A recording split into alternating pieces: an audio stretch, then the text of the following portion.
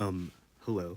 This is Lucky Dacus, and I did in fact forget to do this, and I fell asleep, and I'm also sick, so we are gonna speed on the fuck out of this. But this is my movie, and it's called Night of the Living DL Trade. Okay, so for our main characters of the story, the protagonist is gonna be Benny from Jackpot Crash Course, and I just chose him because I'm just so stimmy right now about him. Like, if you couldn't tell from my avatar and like my profile picture and stuff. But like, yeah, a big part of his character is that he's like kind of like gay as hell, but also he's just like yearning as hell too.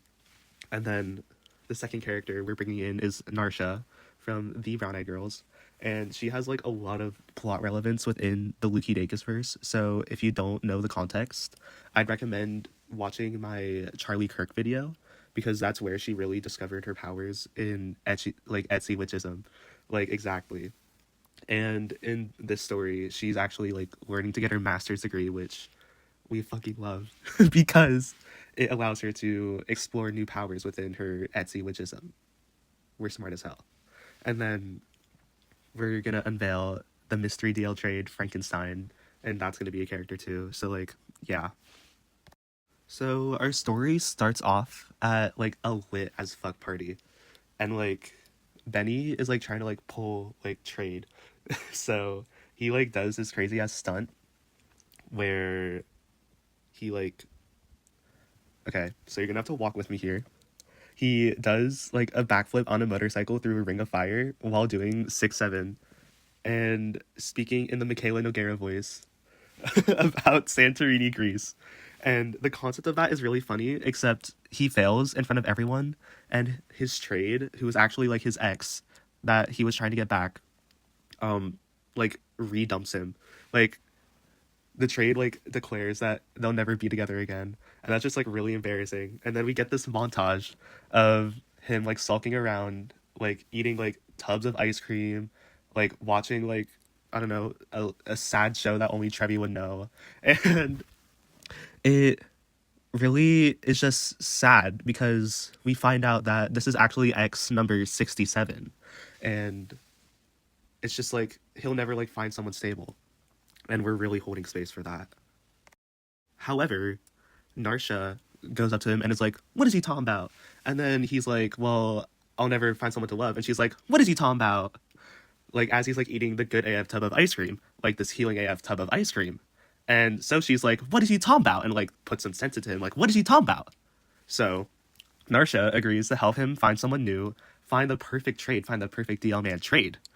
However, the two of them have different ideas, and this is where they like split off into like their side plots of the movie. So on like Benny's side of the thing, he goes speed dating, which makes sense thematically for his character because he goes to jail for speeding. But like, yeah, what better thing to do if you can't find someone, but you find multiple people like really quickly? So eventually one of them will have to stick. Like if you're picking up my flow, if you're picking up my drift. However, like even with like all of this, he's like chopped as fuck in this universe, and like nobody's sticking with him, and he also just like probably has like not a desirable personality. And then Benny's like, "What is you talking about?" Because he's like he sees himself as like good AF, and he's like, "What is you talking about?" And then they're like, "You're chop as fuck," and he's like, "What is you talking about?" Like, what is you talking about? So yeah, his speed dating unfortunately does not work for him. As for Narsha's side of the story, she practices the art of the dead because she like, yeah, this is the next step in her Etsy witchism.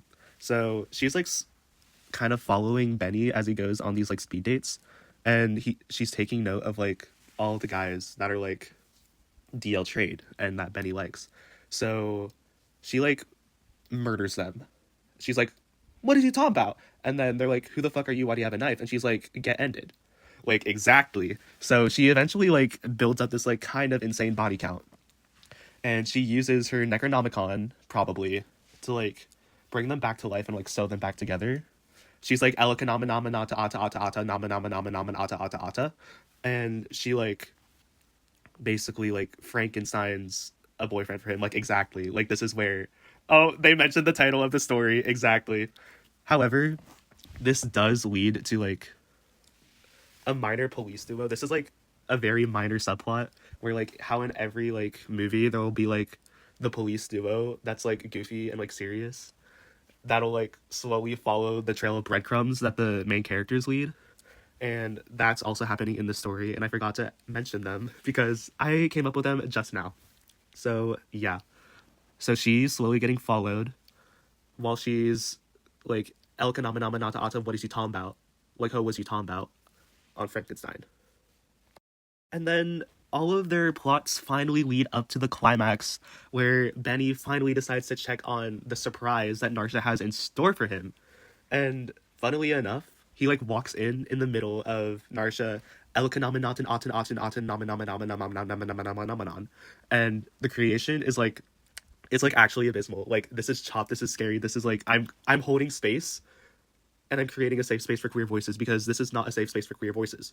Like it has the face of Kento Nanami from JJK, the arms of John. I'm not even gonna try and pronounce his last name because I mean I didn't even spell it right. But like yeah, that guy.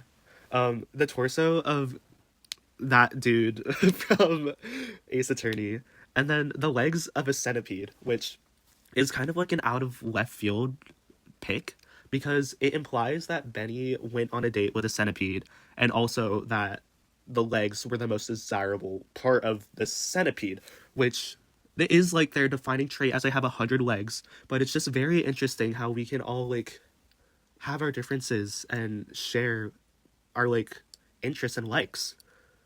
And like what is you talking about? And before I unveil what the Frankenstein looks like, we're just gonna count down.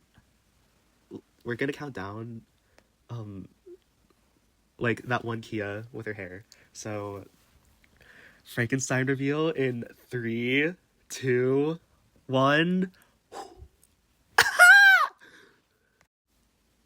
And we're just really gonna hold space for this. So I'll give you the time to look.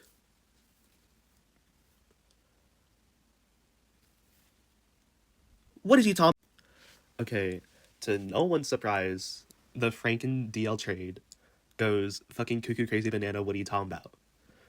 He kills the like alleged himbo cop in the duo, which that's supposed to be like the laughing emoji, but the like shortcut didn't work, so I'm kind of getting clowned on here, and that's like a really sad plot for like the gay people who watch this movie, but yeah. It also severely injures Narsha, which we are really holding space for that because it's like you like grow like your pet cactus and then one day your cactus grows legs and it starts beating you the fuck up with its prickly arms. Like to think that you like raised up this beautiful, beautiful baby cactus boy, and to think that it went up to you and is like, "Let me play in your face real quick," and starts beating you the fuck up with its prickly arms. Like I really hope that analogy connected with how the Frank and DL trade and Narsha like relate. And seeing this, seeing his bestie get beat up, Benny needs to defeat the Frank and DL trade. And in typical boy failure fashion, he fails and decides to retreat and run. The beast retreats to the woods and is now an urban legend of the town of the Franken DL trade. Right, exactly. After like getting back in stable condition and like having a healing, like this was a rare heal, like literally because she healed. Narsha is sent to prison for murdering 3.5 people, which I guess the centipede only counts as half of a person, but we're really holding space for that because the centipede was kind of like a Rob AF character when you think about it. And then a like post-credit scene shows like Benny like preparing the fuck up to square up with the Frank and DL trade and to also break Narsha out of prison. But you're gonna need to like and subscribe to get the sequel.